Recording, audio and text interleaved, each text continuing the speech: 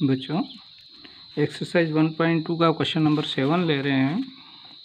Question क्या है देखो, यहाँ पर इसमें ध्यान देना है यार, बहुत अच्छा सवाल है, एग्ज़ाम ओरिएंटेड क्वेश्चन है। There is a circular path around a sports field. Means इसका मतलब क्या हुआ, एक ट्रैक है, जैसे रेस लगाते हैं ना हमारे स्कूल या कहीं भी मैराथन, ये आपने रेस देखी 100 मीटर, 200, 400, 600, 800 है ना। ये जो रेस होती है इसमें बहुत सारे खिलाड़ी एक साथ 4-5 खिलाड़ी दौड़ते हैं, है ना। तो यहाँ क्या कह रहा है कि स्पोर्ट्स फील्ड है ना।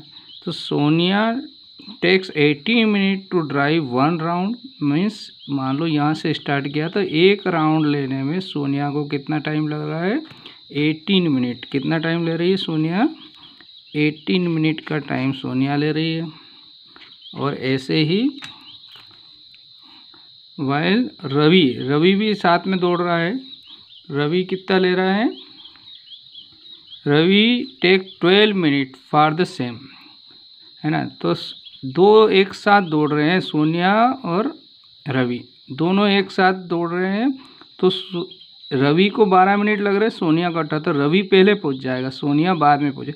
मीन्स सोनिया जब यहाँ आएगी तो रवि और आगे निकल जाएगा। For the same, suppose they both start at the same point and at the same time, यानी एक ही समय पे और एक ही प्लेस से दोनों एक ही डायरेक्शन में दौड़ रहे हैं, है ना। And go in same direction, same direction है ना, एक ही दिशा में दौड़ रहे हैं। After how many minutes will they meet again at the, यानी तो एक पहले राउंड में रवि 12 मिनट में पहुंच जाता है, सोनिया 18 में, मतलब रवि आगे निकल गया, सोनिया पीछे। इसका मतलब रवि आगे निकल गया, सोनिया पीछे है। तो रवि सोनिया को फिर से पकड़ेगा, यानी तेज चल रहा। तो इसका मतलब कितने समय बाद, तो इसका मतलब यहाँ हुआ इसको 18 लग रहा है, इसको 12 मिनट लग रहा। तो यहाँ पर एक बात तो क्लियर है कि जब दोनों मिलेंगे तो ये इन दोनों से ज़्यादा समय होगा। तो जब भी ज़्यादा समय, इनसे कम समय कब लगता है, जब HCF निकालते हैं। अब यहाँ पकड़ने की बात हो रही है, तो इसका मतलब हुआ इन दोनों का LCM लेना पड़ेगा। बस इतना सा ही समझना है इस सवाल में। तो क्या लिखेंगे, इसको सॉल्व कर रहे हैं तो क्या करा हमने, Sonia and Ravi both start at the same point and at the same time, है ना। इसको ऐसे फिगर से याद करने में क्या फ़ायदा हमको, ये जो रवि है, रवि पूरा कितने मिनट में कंप्लीट करेगा, ये 12 मिनट में। और सोनिया भी यहीं से दौड़ रही है, ये कितना समय लेगी, ये 18 मिनट। मतलब रवि जल्दी आ जाएगा और इसी सेम डायरेक्शन में। तो इसका मतलब दोनों का LCM लेंगे तो उतने समय में आपस में मिल लेंगे। ये सवाल आपका यहाँ पर कंप्लीट हो जाएगा। तो क्या लिखेंगे आगे हम, सो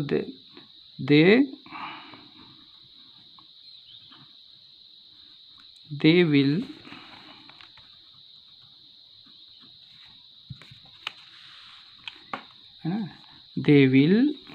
meet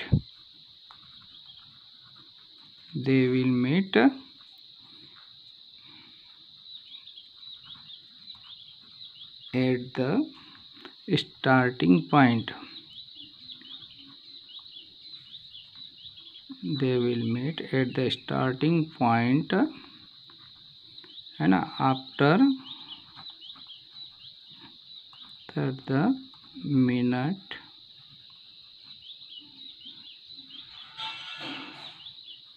equal to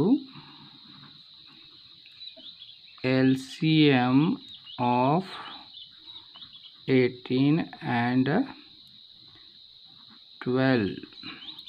तो 18 और 12, तो क्या करा हमने, 18 के फैक्टर करें, डायरेक्ट लिख देता हूँ मैं।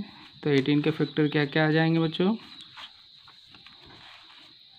18 के फैक्टर हो रहे हैं आपके 2 से दिया, फिर 9 आया, 9 को 3 से दिया, फिर 3। तो इसको क्या लिखेंगे, 2 की पावर 1 और 3 की पावर 2, और एक और क्या है 12 है, 12 को 2 से दिया तो 6, फिर 2 से दिया तो 3, यानी इसको पावर के रूप में लिखेंगे 2 की पावर 2 और 3 की पावर 1। तो आपको अभी इससे पहले पढ़ाया था, क्या पढ़ाया था कि एलसीएम क्या होता है, एलसीएम होता है इनमें जो है हाईएस्ट पावर जो है, जैसे 2 कॉमन है तो 2 में हाईएस्ट पावर क्या है 2 की पावर 2, और 3 कॉमन है ना, इन्हें जो सारे फैक्टर्स हैं उनमें जो हाईएस्ट, तो 2 में हाईएस्ट पावर क्या है 2 की पावर 2 यानी ग्रेटेस्ट पावर, और इनमें 3 की पावर 2। तो ये जो आंसर होगा वही आपका आंसर आ जाएगा, क्या होगा 36। तो हैंस हमारे क्वेश्चन का आंसर आ गया, क्या है hence after 36 minute they will meet again at the starting point। ये आपका आंसर हुआ। नमस्कार प्यारे मित्रों एवं प्यारे बच्चों, आज हम एक्सरसाइज 1.3 फर्स्ट चैप्टर पढ़ने जा रहे हैं, रियल नंबर की एक्सरसाइज 1.3 है ना। और जो क्वेश्चन पढ़ने जा रहे हैं बहुत महत्वपूर्ण क्वेश्चन है, एग्ज़ाम में कई बार आ चुका है, और ये इसका फॉर्म चेंज होके हर बार आता है लगभग क्वेश्चन ये, और इस बार भी इसके 99.99 चांस है इसको एग्ज़ाम में आने का, और मेरी ये गारंटी है कि आपको एक ही बार में पूरा क्वेश्चन समझ में आ जाएगा, है ना। थोड़ा सा ध्यान लगा कर देखिए, अगर नहीं आता तो इसको वीडियो को वापस से रिवाइज करेगा, आपको अच्छे से समझ में आ जाएंगे, और इसके जैसे बहुत सारे क्वेश्चन आप बना लेंगे। तो इसको सॉल्व करना शुरू करते हैं हम, है ना। आपको √5 इरेशनल नंबर है ये प्रूव करना है। हम जानते हैं इरेशनल नंबर की, चूँकि ये non terminating non repeating number है, लेकिन इसको यहाँ पर मैथमेटिकल वे में हम प्रूव करेंगे। तो हम क्या कर रहे हैं, इसको कॉन्ट्राडिक्शन वाली जो मेथड है उस वाली से हमने क्या मान लिया, लेट, है ना, क्या मान रहे हैं इफ पॉसिबल, हमने क्या इसका उल्टा मान के चल रहे हैं, इफ पॉसिबल लेट √5 को क्या मान लिया रैशनल, √5 इज अ रैशनल, है ना। तो रैशनल नंबर, तो रैशनल नंबर कैसे कहते हैं, जो P/Q के फॉर्म में लिखे जाते हैं, तो इसको रैशनल नंबर मान लिया हमने। तो रैशनल है इसलिए हमने इसको क्या लिख दिया, इसलिए √5 जो है वो कैसा लिख सकते हैं A/B के रूप में लिख सकते हैं √5 को, है ना। तो जहाँ वेयर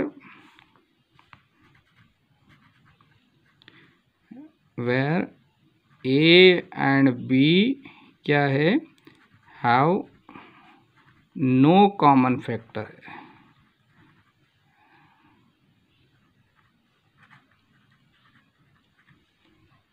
अदर देन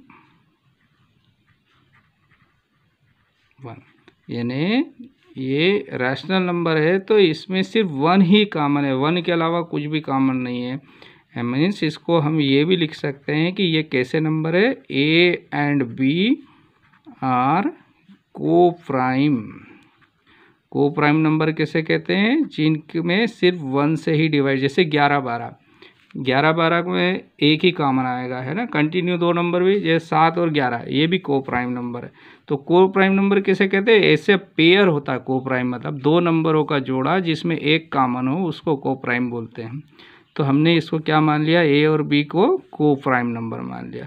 अब इसको आगे बढ़ते हैं हम सवाल में, इसका स्क्वायर कर दिया तो क्या लिखा, √5 का स्क्वायर, तो इधर भी स्क्वायर हुआ। तो और आगे लिखते हैं, तो ये तो हो गया आपका 5 और ये हो गया A² / B², है ना। और इसको में ऐसा इसको क्रॉस मल्टीप्लाई कर दिया मैंने, तो ये हो गया बी स्क्वायर इधर गया और 5 नीचे गया, ए स्क्वायर अपॉन 5। ये बहुत महत्वपूर्ण है, यहाँ पर ध्यान देना आप लोग। इसका मतलब हुआ ए स्क्वायर में 5 का भाग जा रहा है। इसको समझने के लिए यहाँ समझ एक थ्योरम है ना। जैसे मान लो 9 का स्क्वायर है ना, 9 के स्क्वायर में 3 से भाग जाता है। 9 का स्क्वायर होता है 81, 81 में 3 से भाग जा रहा है।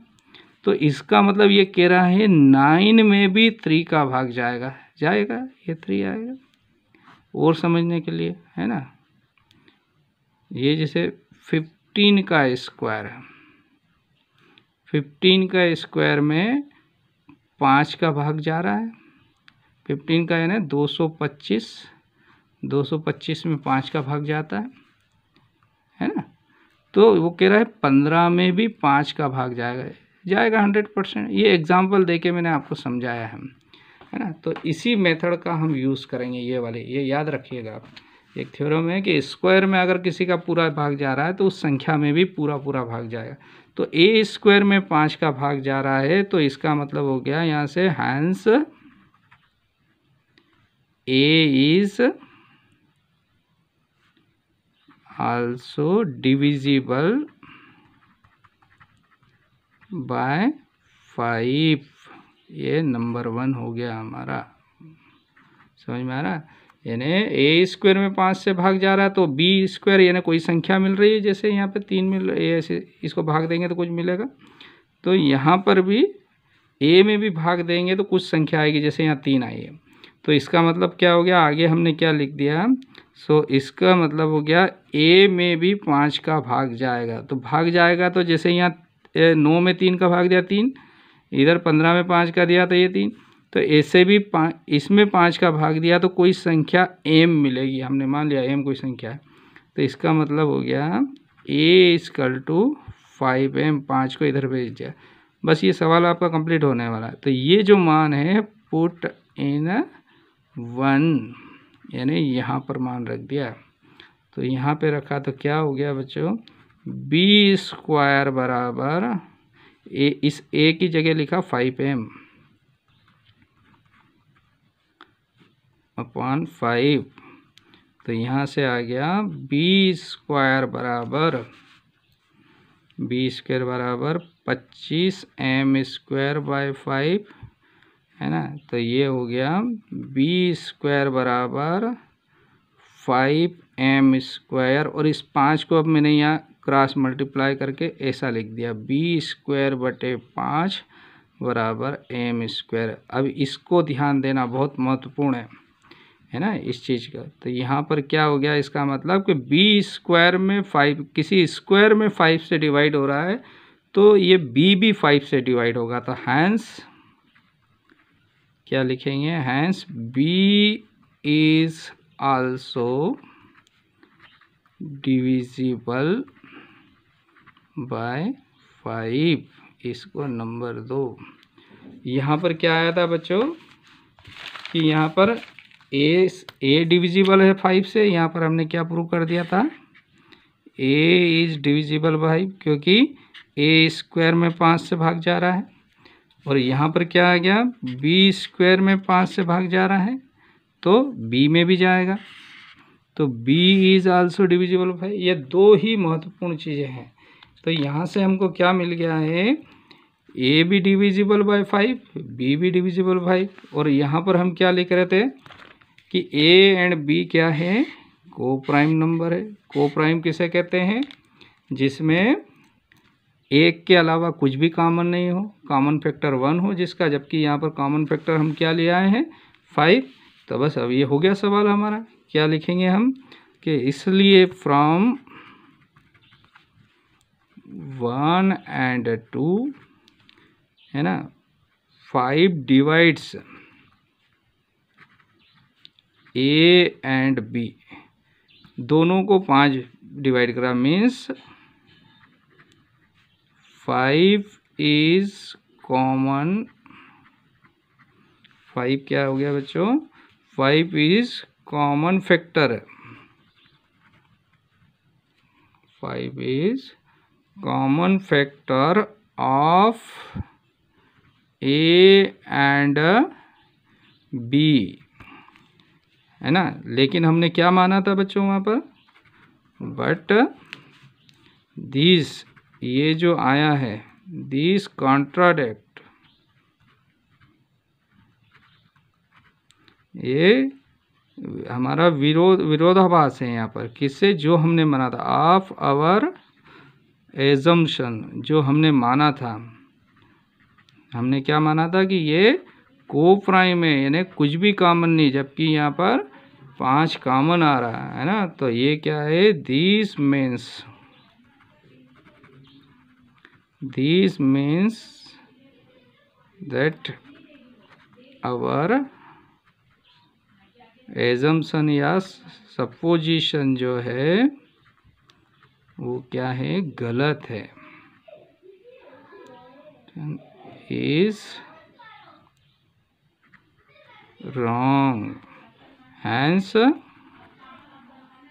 √5 is an irrational number। यहाँ पर आपका ये सवाल कंप्लीट हो गया बच्चों। इसको एक वीडियो को एक बार और देखना, बहुत इम्पोर्टेंट सवाल है, मेरे हिसाब से आपको समझ में आ जाएगा, कहीं से कहीं तक कोई दिक्कत नहीं आएगी, और जितनी भी बुक्स नोट्स हैं उनसे बेहतर है ये।